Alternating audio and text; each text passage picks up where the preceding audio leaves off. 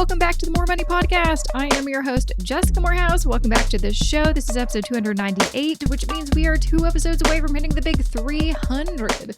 I still don't know what I'm going to do to celebrate, but I'm going to do something. I'm going to do something special. I don't know what it is. And it's definitely going to include cake, because whenever there's an opportunity for me to celebrate something with cake, I'm in, because I love cake. Who doesn't? Who doesn't like cake? Anyways, enough about cake. That has nothing to know. That's all I can think about. But for this episode, I have a repeat guest. And if you're a longtime listener, you will remember her from episode 32, which was released, so many years ago, January 13th, 2016. My goodness. And the most recent episode that she was on was episode 191 back in April of 2019. Wow. So for that kind of original episode, episode 32, she was on the show to talk about her best-selling book, A Parent's Guide to Raising Money Smart Kids. Well, she is back because she's reimagined the book, because so much has changed since she originally released that book. I mean, currency has changed, just like the whole financial landscape has changed, which is why she is back to talk about her brand new book called The Wisest Investment. It is honestly, hands down, a book that I would recommend if you are thinking about having kids and want to kind of just understand, like, how do I eventually talk to them about money? Or if you already have kids, or if you know, you have family members or friends who have kids, and it's kind of a struggle to figure out, what do I talk to them about? What do I talk about? Number one. Number two, at what point, are they old enough? And what topics should I talk to them about at different ages? Because you can't just talk to them about credit cards at age 5, because that's stupid. It doesn't make any sense. You need to start with some of the basics, but as they get older, you're going to want to introduce more complex kind of aspects of personal finance. And she really lays everything out in her book. So big, fan of her book. It's a really great one. I'm definitely going to send a copy to my older sister, who, I have my 2-year-old niece. And yes, she already has, a little cash register and stuff like that, but I cannot wait for me to be able to talk to her about money. Like, I'm such a nerd, but I cannot wait. But before I get to that interview with Robin, there's just a few words I want to share about today's podcast episode sponsor. This episode of the More Money Podcast is supported by Alterna Savings. If you've been listening to the podcast or following me on Instagram, then you already know I'm in full-on house hunting mode ever since I sold my townhouse a few weeks ago. And this is not my first rodeo. It was actually just 5 years ago that I bought my first place, and wow, was there a lot to learn going in, especially with mortgages, which can seem scary if you've been a long-time renter like I was. For instance, is it best to get a fixed, variable, or flexi rate mortgage with interest rates being so low right now? Should you get a closed mortgage for the lower interest rate, or an open mortgage for the prepayment flexibility? Are there any differences in the mortgage services provided by banks and credit unions, and which kind of lender might offer the best solutions for me? So many important questions for the biggest financial decision of your life. But hey, people buy homes every single day, so as intimidating as the process may seem, I promise you it's not that bad. With that said, the best advice I could give would be to do your research, to feel more knowledgeable and confident, and to ask questions of the right people, like a licensed mortgage professional who can provide you with personalized advice. To learn more about mortgage best practices and the tailored mortgage options credit unions provide, speak with an Alterna Savings mortgage professional who will answer your questions transparently by visiting alterna.ca. Once again, that's alterna.ca. Welcome back to the show, Robin. I think this is number 3. This is your third time being on here. Third time's a charm. Yeah, third time's a charm. I know. Well, it made sense to have you back on the show because you have a brand new book. And I think it's very timely because, the first time you were on the show, you had your book about, raising money smart kids. This is I'd say like a completely overhaul of that book, and for kind of the modern age, and you talk about COVID and just what we've experienced in the past, few years now. And it's been a long time, right? And I think it's so important because, we were chatting, but offline, everything's kind of changed, Mhm. right? Since this, COVID happened, everything has changed. And a lot of people are left like with a lot of questions and needing guidance. And sometimes some of the pre-COVID books aren't really cutting it because they're not addressing kind of the new issues that have arisen. So I'm very excited to have you back on the show to talk about all of these Well, exciting thank things. you. I'm excited to be here. I always enjoy talking to you. Yay! Oh, good. So tell me about this new book, The Wisest Investment: Teaching Your Kids to Be Responsible, Independent, and Money Smart for Life. I mean, there's lots of things kind of from your previous book, which I really Mhm. appreciated because I liked how you did in your previous book, which was really breaking down the different kind of life stages of kids. Because you Yeah. can't just be like, here's how you talk to your kids. It's like, what do you mean by kids? Do you mean toddlers, young elementary school kids, high school, university, young adults after university? There's so many different phases and different ways you need to communicate and different things to communicate. And I think it's great Yeah. because this is a book that people can grab and come back to at those different spaces. Like, okay, my kid's now in high school. What Yeah. are things that I need to focus on now? So tell me a little bit about what kind of Sure. inspired you to do this new book. So, as you said at the beginning, there was two big things that I felt made the book in need of an update. And the first one was the transformation to a digital world. Hmm. And, as a society, we're moving away from cash. Hmm. We're using it less and less often, and we're using digital and mobile tools. And how does that change how we teach our kids about money? The old Yeah. standby was jars and cash. And so we'll get into that. So that was Hmm. one thing. And technology has, there's been so much innovation in the So financial much. space, It's fintech, crazy. right? Yeah. Yeah. And so, how can we leverage those tools? What are some of the challenges, but also some of the really great things that have come out of this transformation? And then, as you know, that shift from cash to digital was really accelerated by the pandemic. And overnight, like so many places were not accepting cash; they were only taking debit, credit, and just as you said, the way we live our lives, how we were shopping for food, how we were doing so many things, spending money, going about our day to day was different because of the pandemic and social distancing. And I just felt like when I looked at the book and I was preparing for a speaking engagement, I was like, oh my God, a lot of the examples that were my go tos for teaching kids don't feel right now. They just seem out of step with the moment. So I was like, I really feel like this book needs to be updated. But I did really like the original structure of the first book, A Parent's Guide to Raising Money Smart Kids, which was an initial chapter for parents to help them get their own financial house in order. But then a chapter, as you said, for each age group. And I broke it down into four. So young kids, preteens, teens, and young adults. And then within each of those chapters, I have sections on what I call the 5 pillars of money. Hmm. So earn, save, spend, share, and invest. So under each of those 5 pillars, I have really specific topics and examples for that age group that are age appropriate, that are engaging, that are fun. Some of them are family activities or discussions. So it's a very practical resource. Like you said, I think a lot of parents are like, oh my God, I don't know where to start. I don't have the time. I don't have the knowledge. So this book really makes it accessible and brings it to you in a way that, okay, you don't have to read this all at once. If you only have a young child, like 5 to 8, focus on that chapter. If Yeah. you have a teen, you want to, and you haven't been talking to them about money, maybe just jump ahead. And even with older teens and young adults, you can give them the book to read too. So it is a resource that I hope, people will have and leave around on the kitchen table and refer to again and again. Well, there's so many great things and new additions to this book that I really appreciate. But yeah, like you said, this is something I hear a lot from people who I come into contact with. They're like, oh, I just discovered your podcast, and this is the first time I'm really learning about this stuff.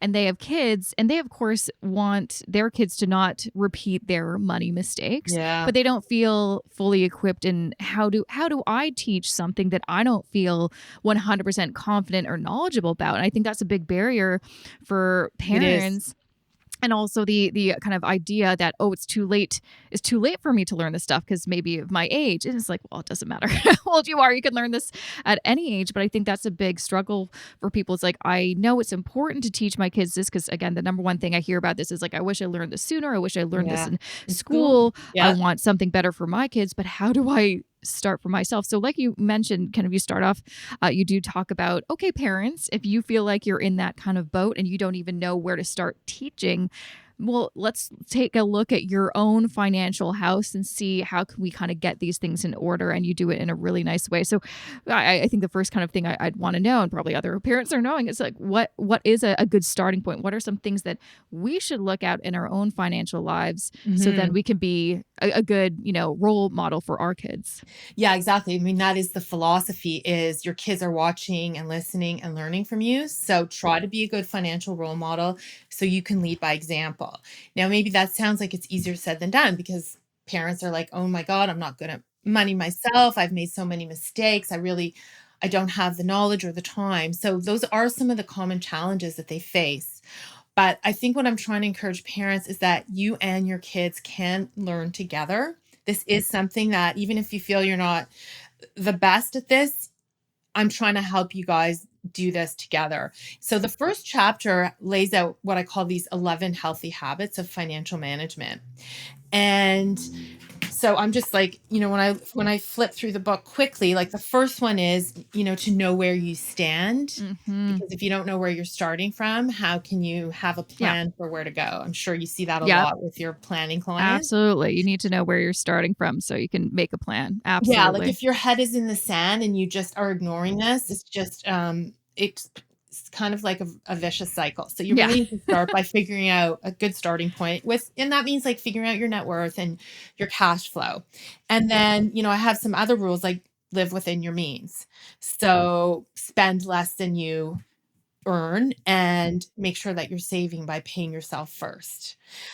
Then I have other things like the difference between good debt and bad debt, um, having a financial safety net. So that means an An emergency emergency fund, which we fund. all It's never been more discovered, important, right? right? That lesson really drove home. Hmm. Um, some people are calling it a plan B fund or just having that buffer. And and then insurance is also part of that safety net. Understanding the difference between needs and wants, teaching delayed gratification and setting Yes. financial goals, tracking your spending and budgeting, saving for your kids' education, um, presenting a united front as a couple for your children. And then an 11th one, which I added in this COVID edition or post-COVID, is the importance of having a will and powers of Oh attorney. my gosh. Again, Yes. big wake up call for people. So I've never talked to so many people about estate planning because I think it just wasn't, I mean, it's not a very exciting topic for most people. It's also kind of morbid to think about you know, I you know. dying and leaving your family behind. But I mean, it is so important. It's never been more important. I think the last year and a half has taught us. So I think those are such important elements to really go through. But like you said, so these are things that you don't necessarily have to get all of your ducks in a row and then you can start talking to your kid.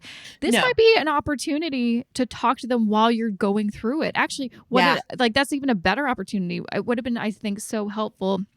And you talk a lot about this in the book, is showing, not telling. Like, no one wants a Hmm. lecture, but if you can show me what you're doing. I would have loved if my mom sat me down like, hey, do you want to see our rent? It's honestly only in the past few years Where that you I've been have this able to be like, can you show me your budget? Can you show me? I want to see some of these details. And I feel like she trusts me now with that because I have this you're financial education professional. company. I do this for a living. But it's like, it would have been such a great opportunity for me to learn to see the tangible, budget spreadsheet, or just like, even like, how do you do this? Or, do you have an estate plan? All of that stuff. What a great Mhm. way to, instead of telling them, showing them. Because then also when they're at that point to get insurance or to start about it, they have a template, or they can go to you to be like, hey, where did you go? Like they'll have this visual memory of what that looks like and how to do it. That's right. So that is another one of my key philosophies, in addition to trying to be a good financial role model, is to look for these teachable moments. And it's an opportunity to build a money lesson into your daily lives it deals with the challenge parents face of feeling like they don't have the time. But if you just look for these moments, they're going to crop up naturally because we're Yep. constantly doing things with money and doing things with our finance. So just like you said, whether it's just you're sitting down to look at your monthly budget and you bring your child over. Now, obviously, this has to be at the right age where Yeah. they're going to be able to take it in. Not your 5-year-old or even your 12-year-old, probably like a teenager, or an older teenager, or a young adult, to share that kind of information. Or, with my kids, one of the things we always do is the taxes. So I'm an Yeah. accountant by training. I think you knew that. So I actually don't mind doing my own taxes. It's like using TurboTax. So my kids would come over with their stuff and we would sit down together, like right here where I'm sitting now, and go through their slips and go through their return and talk a little bit about the year and like the money they made and that kind of thing. And I found that was a really good teachable moment because you could talk about, RSPs, TFSAs, all the important things. Like they're in their 20s, so it's relevant for them. But there's so many, and you just have to be a little bit creative. But your kids are curious too, so they're going to ask you, "What are you doing?" Or, like the classic is like you take your little kid with you to the ATM, Yeah. or you did before COVID, and you'd be punching the buttons, and they just think money comes out of a hole in the Yeah. wall. Every parent has told me their kids are just like, oh, you'd be like, oh, we can't buy that. I don't have money. And they'd be like, well, just go to the machine. Yeah. So just having that conversation, like, what is Yeah. the machine? How does Yeah, money get in exactly. there? Yeah, Right? exactly. It's like not unlimited, but yeah, like you mentioned, like there's so many teachable moments. And I think, looking back at my own childhood, and I even had a conversation recently with my younger sister about our both of our experiences with her mom, because she was like the main money manager. And a lot of it was, I don't think she even, it was kind of unconscious. It's just like she just integrated us into some of her financial decisions. Like, I know there's a part in your book you talk about like going to the grocery store. That's a great, we learned so much about money and buying and consumerism and how to Yeah. find good deals and value. how to utilize, our grocery budget. Going to the grocery store, every weekend with our mom because she had a list and we couldn't get things off the list. And yeah, she would tell us, hey, we need to get some milk. So make sure to go and get the right kind, all this kind of stuff. And that stuff stuck with me even now. And I know my husband's the same, how he grew up too. When we go to the grocery store, I mean, of course, our tastes have definitely changed. I feel like sometimes, especially because of COVID, it's like my one exciting thing to go to the grocery store, right? But it's still like, I'm still very aware of like what's on sale, can use a coupon, always making sure if there's like a grocery store kind of point system, using that. Like these things were ingrained in me at such a young age, just going to the grocery store with my mom. So it didn't feel like she was teaching me something, but it's like an automatic habit I have now. Like, and that saved me probably thousands of dollars over the years as I'm an adult, right? And that's a really good point, is habits. So habits are like well-traveled pathways that create grooves in the mind that rarely disappear. So it's so much easier if you can establish good habits early than try to rewire bad habits later on.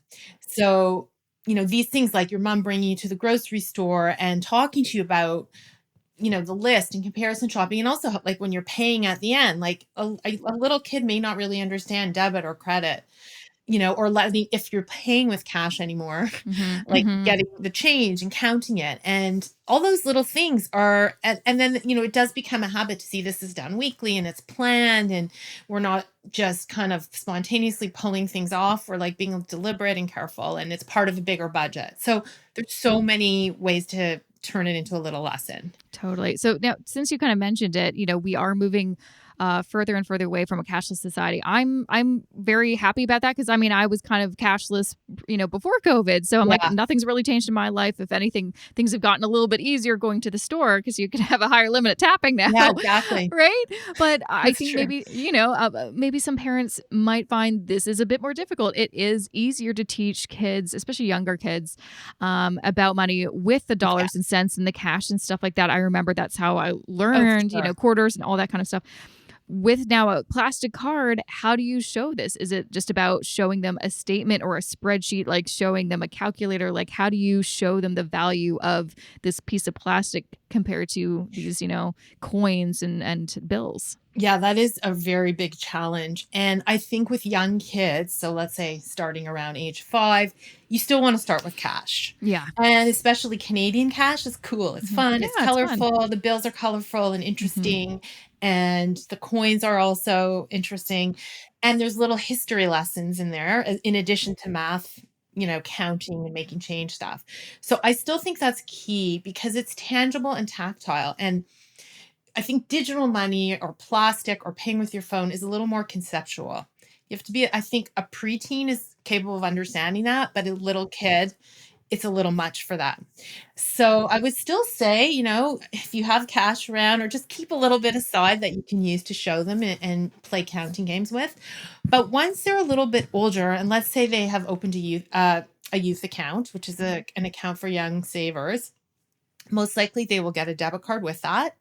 And that's a really good time to explain how a debit card works, that the money's coming out of your account right away. And yes, like you said, you can sit them down in front of the computer and look at their transactions and explain it that way. But if they have a smartphone and they are using the online banking app for the banks, and all the big banks in Canada have this, there's usually a built-in tracking tool.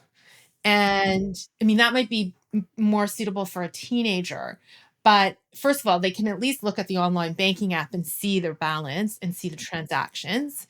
And if they want to take it to the next level, then if they want to use the tracking app, which tracks their spending by categories, that's where you can set alerts and notifications to notify you anytime you've spent money from eligible accounts. So let's say your Canadian credit card, your checking, your main account, your checking account, let's call it that.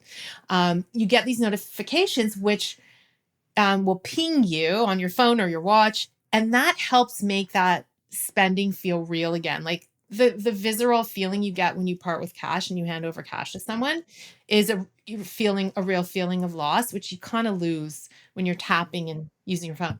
So those tools within your online banking app, I feel can help make that spending feel real again, because it's a reminder, okay, yeah, I really did spend that money. It's either coming out of my account now, or I'm going to see that and I'm going to have to pay that in a few weeks on my credit card. Oh, it's even a good reminder for for parents or just adults in general. It's like, for me, one of the best things that I did, because like you said, we're so mindless when we're tapping or swiping. Like, honestly, I'm very guilty of that at the grocery store. I, look at how much it costs, but then I immediately forget. Setting it up so you get a text message or an email notification being like, FYI, you just spent this on your credit card or your debit card. It's been so helpful to give me that moment to be like, remember, there's this much less in your account, or this is how much you're going to have to pay on your credit card. It takes 2 seconds to set up, and just an easy way for you to also just be more mindful of your spending. But one thing I want to add, just because I don't have kids, but if I did, or if when my niece is a bit older, and if you're Canadian listening to this, if you ever have an opportunity to go to Ottawa, there's some great places to go. And you mentioned them in your book, like the Royal Canadian Mint. I went there, I think a few years ago. It was so fun. I mean, I'm a nerd, so I'm like that, but it was so fun to see how the coins are made. What a great learning lesson. And then there's the Bank of Canada Museum. And that was also such a great museum for kids and adults like me. I learned quite a bit, actually. I agree with you. Like history as well as financial stuff, right? So fascinating. Well, I remember we learned from the guide at the Bank Canada Museum about one of the bills that was made but never got into circulation of Prince. Oh gosh, now I'm gonna. I like, how many times have I watched Recently? The Crown? Do I forget? No, it was Prince, the one who abdicated because he married. King Edward V. Yeah.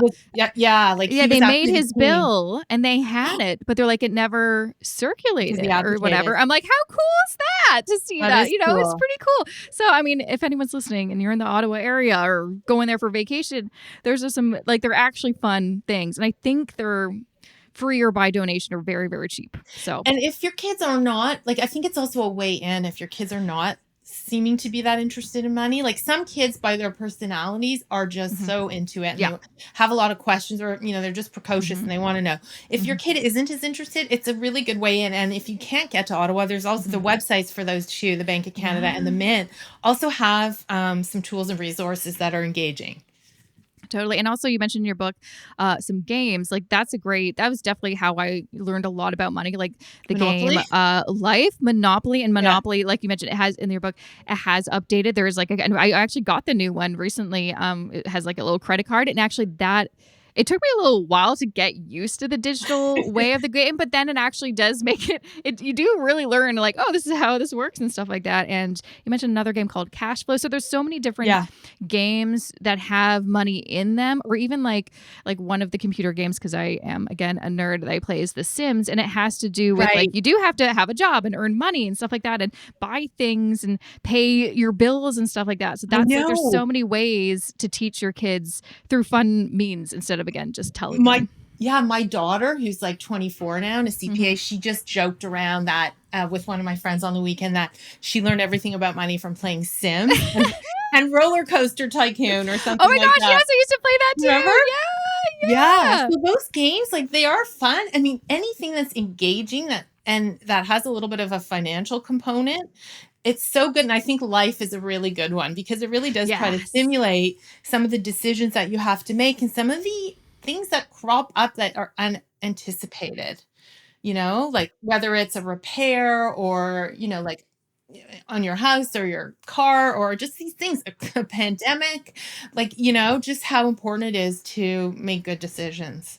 No, absolutely. Now, I want to kind of touch on. There's a few other areas you talked about in your book, which I think are important to kind of talk about. One that you kind of talk about several times is the idea of having an allowance, and Hmm. I think it's great because it's like I never got an allowance as a kid, and I don't think it was because my parents didn't want to; they just didn't have the money. But I Yeah. think it would have actually been a really good learning tool in that there's so many different ways to set it up. Like you mentioned, like there's you can give them some chores, or you can be like, I would have hired, this other person to do this job, but I'd rather maybe hire you. This is a great way for you to actually get a skill. Maybe then you can offer those skills to the neighbors, like if it's like Hmm. mowing the lawn or shoveling snow or something like that. Yeah. But then it also gives them, I think what's so important and sometimes is forgotten is giving your kids a sense of purpose, and also just like it feels good to earn money. You know what I mean? Like the best kind of Your thing own. I did when I was in high school was, or even before that, I babysat. Like it's such a good feeling, and then teaching them about that really good feeling you get when you earn that money instead of, just getting it. Yeah. And, allowance is always something that comes up and parents want to know like how to do it, what to do. Hmm. And what you said is key. First, every family has to assess what their means are. And Yeah. if they can Does it make afford it. sense?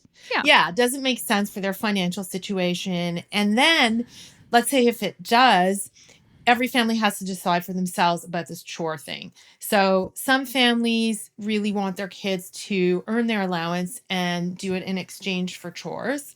Other families feel like the chores should be done out of a sense of Hmm. family responsibility and everyone pulling their weight. And I think during COVID, especially, that was Oh true yeah. because we were all eating at home and working at home and going to school at home. And there Yeah. was The just chores were so piling up. Yeah.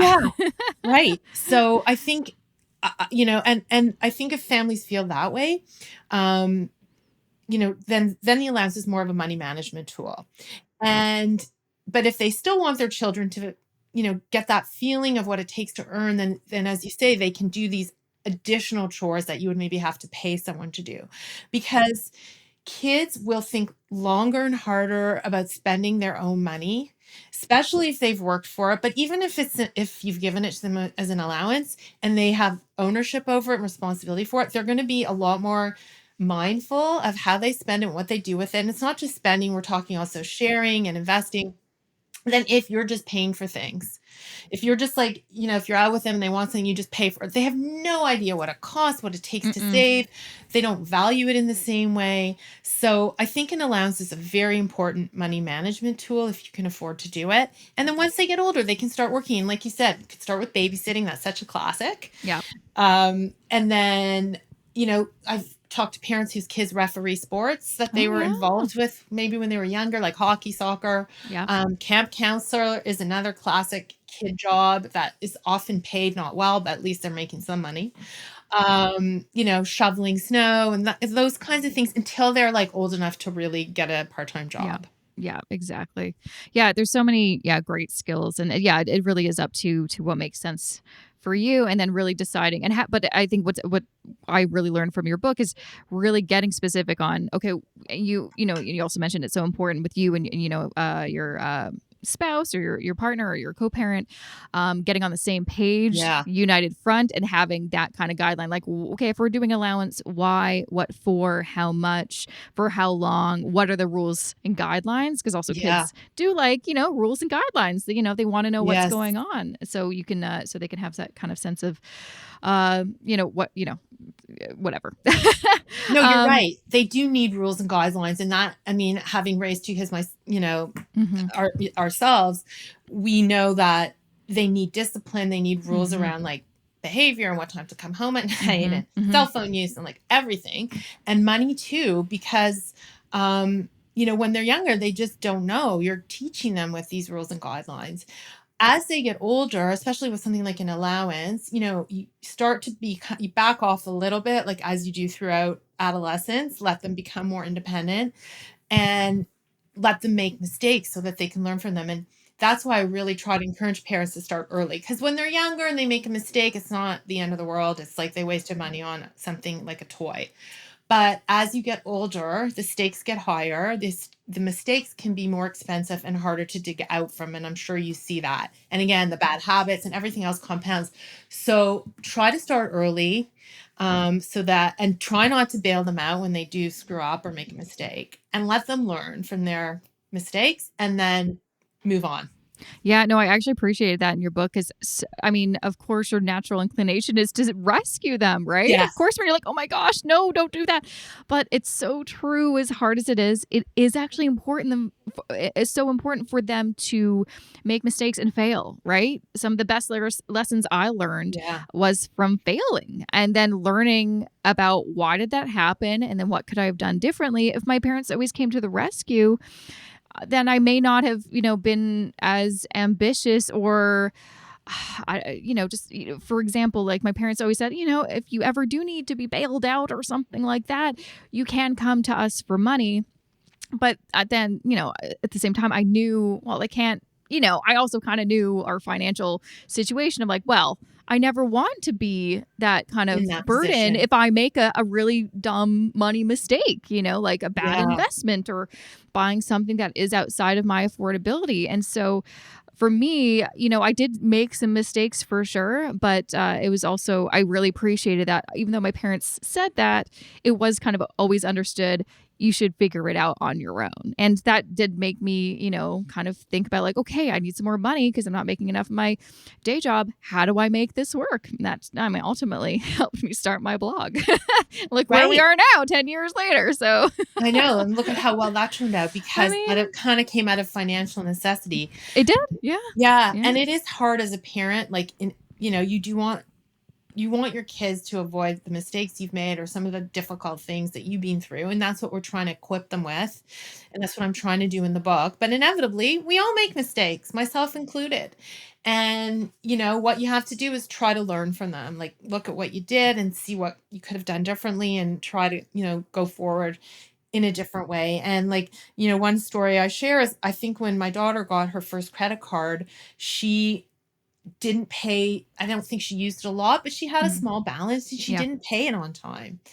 And she realized that and she felt really sick about it. But I said, like, even that happens to me sometimes. I miss that by a day, like it's an Yeah. oversight, but you just have to get on the phone and call and explain. And as long as you don't make a habit of it, they will reverse the interest. So there's always an opportunity to do better. And I remember my son also once threw out his first credit card. He threw in the garbage. Oh. He used it to buy something and then actually threw it out when he was opening the packaging Oh of whatever. no. Oh my God. Like, not good. No. No. And he was far away when this happened and we had to cancel, and he was supposed to have this card for emergency use. Anyways, I think he was a little more careful.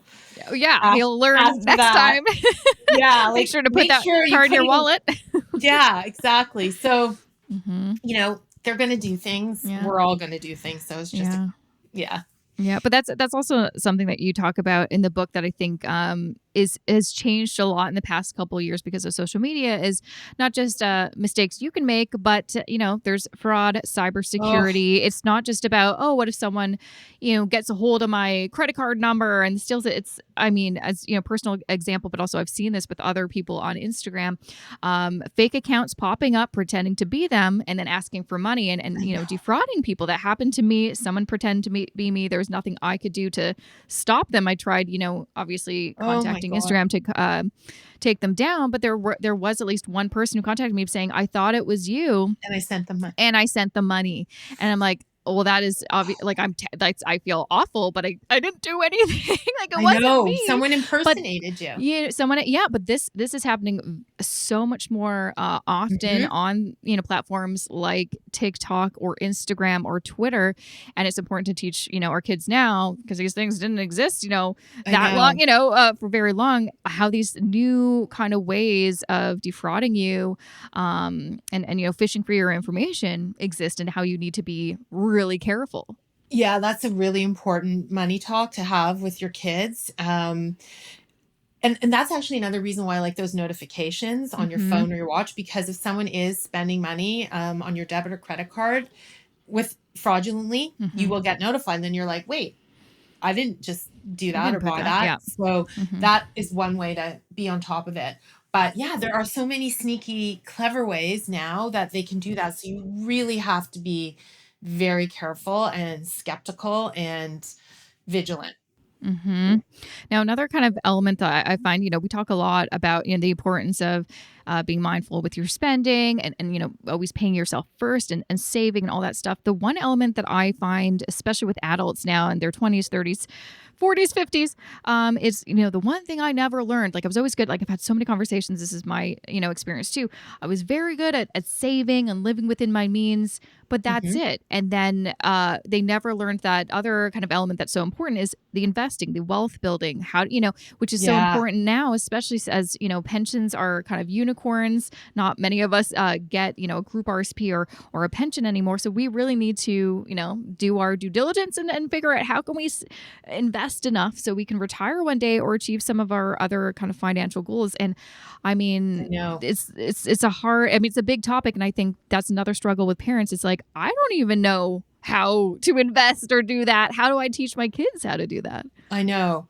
Because investing is potentially a very vast, broad topic and can get fairly complex. It is, I understand why parents find that difficult to teach, especially like you said, if they're not really don't have a good handle on themselves.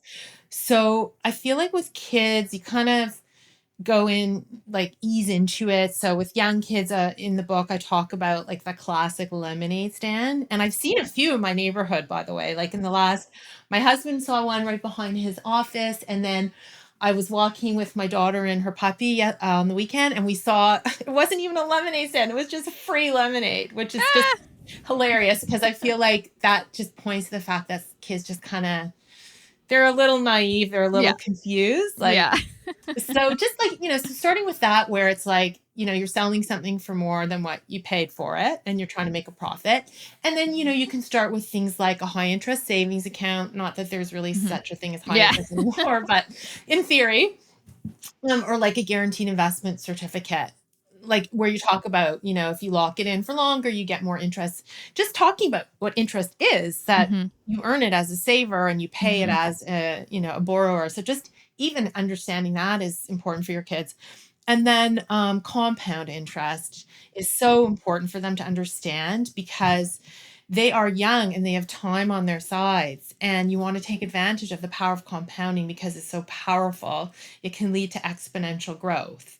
And especially if it's in a tax deferred account like a RSP or TFSA, the growth can really be significant over time. So, just So building blocks is kind of the way I think about it. And Yeah. by the time they're like emerging adults, they can understand a little more about like stocks and bonds. And I do get into that, as you saw in the book, like what they are. And I know you have a course where, there's just so many ways to Yeah. get like way more Oh, there's so into much this knowledge. information, which is why I Yeah. totally understand it can be overwhelming. So, But so important to not let it be too intimidating because the rewards are there. And the sooner and earlier you start, like invest early and invest often. And, if you're lucky enough to work somewhere where they do match, don't leave that money on the table. Like look into what your benefits are at work and see if there's an opportunity to be accelerating your savings. And do whatever you can to educate yourself, whether it's podcasts like yours, courses like yours, books, like there is so much good information out there. I know, And compared to like a decade ago when I tried to learn this stuff myself in my 20s, it's so great to see how much information and better information is out there now. But like you yeah, said, I think one of the best things you can do to get your kids excited about the idea of investing is showing them a simple compound interest calculator to be like, well, if you put this yeah, away into this, diversified portfolio, after 30 years, you'll have $1 million. And just like seeing that number, it's like, what? That can happen? It's like, yeah, that can happen if you invest. And this yeah, is the difference. If you were just to put that into savings with a very low interest rate, you'll see you will not get $1 million. So just like yeah. starting little things like that, I feel like if someone showed me compound interest in high school, I would have been much more inclined to take some financial courses in high school or You know what university, though? They are learning it in school now. Oh, So thank goodness. as you said earlier at the beginning of the show that this is the kind of thing people are always like, this should be taught in school, and that is like the number Mm-hmm. one thing I hear from parents. So it is being taught in school now, and we actually created an infographic showing like all the different courses across Canada Oh, that nice. include financial literacy. And Is that on yeah, your and website or? it will be on my website. I actually posted it on my LinkedIn. Oh, It nice. was like a LinkedIn post. If anyone wants to check that out, if they go to Robin Taub on LinkedIn, you'll see it. And what was cool is like there's courses across the country. Some are compulsory, some are elective. Some start, a lot of them start even in the younger grades. And I was looking at Ontario, especially because I live there. I know you do too. And they just updated the grade 9 math curriculum to include more financial literacy, appreciation, depreciation, budgeting. Grade 10 has it, but like even in the younger grades, they're doing compound interest. That's awesome. So that is and they're making practical applications of it into like, investing, budgeting. So it is getting taught in school and in the curriculum, but parents still need to reinforce, Yeah. Because I what mean, they're we don't hearing. always pay attention in class, Yes, do we? exactly. Exactly. So make sure that they got the compound interest. Like Albert Einstein called it the eighth wonder of the world for a good reason. So it's really, and it's the kind of thing like, you can get as simple with it. You could go really simple with like exchange traded funds, like index funds, or really much more sophisticated into option trading.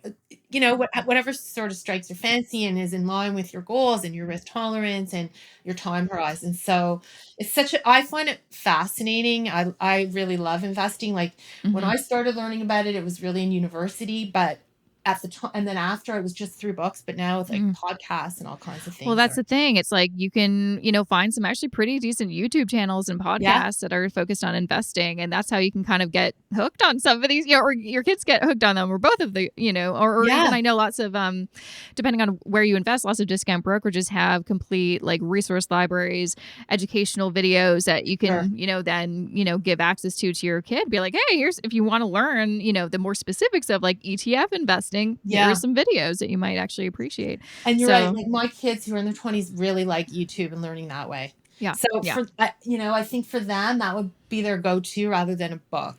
Yeah, exactly. I mean, for me, I would 100%. I mean, that's back in the day, there weren't really any YouTube channels talking about Yeah, it. there That's weren't why I got probably. into blogs. That was a little bit Yeah. easier to consume than a full book on investing. So, but now, yeah, like you said, there's so many great resources out there. But I guess the other element is also teaching them how to really discern what is something factual and educational and like correct information and what is entertainment or you gotta be able to kind of figure out what should I listen to, what should I have my critical thinker hat on and see maybe this isn't quite right. Well, that's becoming more of an issue because there's all these financial influencers now on Yeah. TikTok and other Yeah. platforms who may be engaging and able to get your attention, but do they have the credibility? Do they have the credentials that someone like you has? Do they have the experience? Like, you have to take that with a grain of salt. And I get that, maybe young people like to hear it from their peers, and but you really need to ask yourself, like, who's providing this information, and really do your homework and due Yeah. diligence, because you don't Yeah. want to that's such important advice, and you don't want to just take it from anyone. No, I mean, especially like speaking of YouTube, there's a lot of great channels that I found, oh, wow, this is so helpful. And a lot of channels of just people talking about hot stocks and Oh, cryptocurrency or yeah, some meme stuff. speculative investing or, Mhm. some things that are like, whoa. It sounds like, A, you're giving advice, which you shouldn't be doing on YouTube, but also how you're presenting a certain strategy, you're making it sound like it's not as risky as it really is. So I that's the other know. thing. I mean, I think kids are pretty smart these days because they are on social media. They're not as Mhm. naive as, probably me back in the day because the internet was so new. But it's still something that you really need to, I think, have those open conversations with your kids. If they're trying to be like, hey, there's this YouTuber or TikToker that I really like, Yeah. having those conversations, be like, oh, can I take a look? And then maybe even going through some of those, be like, oh, just so you know, that's actually incorrect. Or they didn't talk about this, which is very important to know, or something like that. Yeah, because I think during the pandemic, people had the time and, in some ways, the funds to become retail investors, and like all these Reddit meme stocks. Yeah. And I know in the US, like, I think even if you're under 18, you can have your own, maybe Robinhood or other type Oh, of brokerage mm, account. I think your parent, it's not in yeah. Canada in the same way, No. but I know in the US, like, everything is so kind of ahead of us and so crazy and profit driven. And I think you can get into, like, talk about making mistakes, talking about big mistakes. That is really scary. So I think, yeah, you try to stay on top of what your kids are doing in that realm. And Yeah. Yeah, it's yeah, like there's lots of information, which is great now, but it's also harder and harder now. You have to sift through the good and the that's bad. right. But that is just like a learning lesson for everybody, kid, adult. You have to, I mean, for me, I'm very, it's very easy for me to do now that I have, credentials and a formal background. Mhm. But yeah, it's just I've seen an explosion of kind of finfluencers, as people call Yeah, them, yeah. online, and it's some of them are okay, some of them are great, and some of them like, ooh, this is something I would not, Dangerous. recommend to somebody. So you really have to be cautious and just like anything online, though, don't always take anything you see online as At face factual or value. 100% correct, right? Yeah, at Yeah, face value. Yeah. it's like the fraud thing too. Like, Yeah. I think in this day and age of internet stuff, you just have to be so skeptical Yes. and so careful, because, as you said before, with identity theft or fraud, it's so much work to try and deal with that if it Mm-hmm. happens, to Oh, try and mitigate. Oh God. yeah. So better to avoid it in the first place if you can. Absolutely. And I feel like the last thing that I just want to mention as a reminder, this is a little bit older, maybe it's like 6 months old or something, but I remember on Netflix, there was, I think it was an explained series on money. Hmm. And, kids love Netflix. And it Was was there actually really well done. I have to check that I out. forget. I think it was just called Money, maybe, but it's on Really? Netflix, and I remember watching it. Yeah, and it was a series, a good few episodes, maybe 3 or 4 episodes, and they did kind of hone in on like credit and debt and Hmm. investing, but also frauds and stuff like that. So definitely try to look for that. I'm sure it's still on there because it's Yeah, only I maybe think six if you months old tell or something. stories and you use Yeah, examples, it's always so much more interesting, and you get people's attention. So, yeah, I'm gonna have totally. to look into that. The other Yeah. thing with investing too is you want to be meeting a goal. Hmm. So it has to be tied to something that is important to you and meaningful. Hmm. And that's another thing I talk about in the book is your values Yep. and how important that is. As a parent, you can, for teaching your kids about money, if you know what your values are, like the things that are most important to you, Hmm. that you're willing to take a stand for, then you can use those to guide and prioritize your financial decisions. And you can try to instill those values in your kids Yep. to help guide theirs, so Yep. that, as a family, your kids know what's Hmm. important. Yeah, I'd say, that is so important. Goals are important, but like the values aspect, I think that is like how you create that solid financial foundation and have set that, like you said, that something to always refer back to when Yeah. you're not sure, should I buy this or should I not? Should I trust this? Should I not? Should I put my money on this or not? Have that system. Like I have that all the time. It's like, does this fit my value system? And this is a great thing Mhm. that you can take into, do I want to, take this job or not, or work for this company or not? You always have to be like, well, does this company fit with my values? Yeah. Like, sure, it maybe pays more than this other job, but maybe that's Yeah. that shouldn't be the only reason. Believe me, working for a couple companies, I'm like, I definitely just did it because I just For the needed the money. money. Yeah. Yeah, no, and you know? that's such a good question to ask yourself is this in line with my value? Or when you have to make trade-offs, Hmm. like there's going to be always things that you want, and money's a finite resource. And often there's just not enough money to go around to everything you want to have or Yeah. do. Yeah. So how do you prioritize? You have to think about, Yeah. what is most important to me? Is it security? Is it adventure? Is it um, education, just to Hmm. name a few. Yeah. So, as you saw in the book, I have this exercise called the values validator to help Hmm. you tease out what your top values are. And you can do that as parents, and you can have your kids do the same. Yeah, and you have so many great exercises in your book, which I appreciate, and lots of great information, of course, on your website and all your socials. So before I let you go, where can people find more information about you or follow you if they want to? So the best place to go for the book is the wisestinvestment.com. So there's a special website just for the book, the wisestinvestment.com, and there's links to purchase it on Amazon. And there's also there's another exercise called the role model self-assessment. So we were talking about that earlier, the importance of being a good financial role model. So if you go to that website, thewisestinvestment.com, you can get that role model self-assessment. You can also look at sections of the book for free. There's free excerpt and information about speaking and that kind of thing. And then I have another website, which is robintaub.com. So that's ROBINTAUB.com.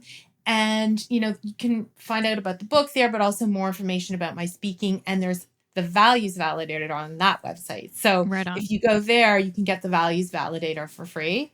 And again, put it up on the fridge, let your kids do Yeah. it, talk about it, go back to it. Yeah.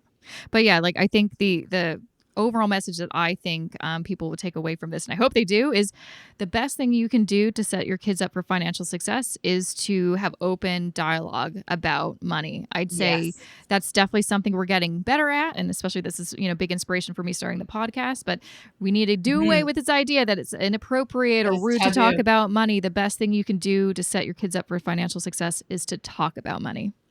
Exactly. And I can see why parents get uncomfortable with that. Hmm. Sometimes they're afraid they're going to get asked these awkward questions like how much money do you Yep. make, or how much is our mortgage, or are we poor or rich? But you have to try to be honest with them, and you don't always have to get into numbers if you're not comfortable with that, but you can talk about those general principles we talked about at the beginning, like these financial habits that are so important to establish early. And keep talking about it. It's not a one and done conversation. It's ongoing. No, lifelong journey. Just like Abs you're not done raising your kids after 18, Yeah, like it's a it's all lifelong exactly. journey. It's all part of that journey. Exactly. Well, thank you so much for coming back on the show for a third time, My Robin. A pleasure. pleasure as always. Can't wait to, eventually have you back in the future and, see where life takes you. I'm very excited to see what things you have in store next. Thanks again for being on the show. Thanks, Jessica. Thank you. Bye-bye. And that was episode 298 with Robin Taub. Make sure to check her out at Robin Taub. That's TAUB.com. And you can also check out the website for the book, thewisestinvestment.com. I will have everything linked in the show notes for this episode. So make sure to go to jessicamorehouse.com/298. You can find the show notes for any episode of the show you've ever listened to by just going to jessicamorehouse.com/whatever the number of that episode is. Or you can go to jessicamorehouse.com/podcast. Every single episode is listed there. You could also follow her on Twitter and Instagram very easily at Robin Taub. Very easy. Now I've got a few things to share with you, so stick around. I just want to share a few words about this podcast episode's sponsor. This episode of the More Money Podcast is supported by Alterna Savings. As I continue my search for my next home, I've got both money and mortgages on my mind. Now that I'm looking to upgrade from a townhouse to a house, a much bigger financial investment, I've got so many things to think about. For instance, should I get a 25-year or a 30-year amortization for my next mortgage? On the one hand, I like the idea of becoming mortgage-free 5 years sooner, but a 30-year mortgage can also offer some breathing room in terms of monthly cash flow. What are my expected closing costs? Since we were considered first-time homebuyers for our current place, our land transfer taxes were waived, but that's no longer the case for buying our second home. So how much should we set aside for things like land transfer taxes, legal fees, realtor fees, title insurance, and more? With so many questions in the air, it can make house hunting just that much more stressful, which is why if you're in the same boat or looking to buy in the near future, I highly recommend speaking to a mortgage professional who will get to know your family, your goals, your values, and design a mortgage solution that's right for you. And one place to start for some helpful checklists, frequently asked questions, and resources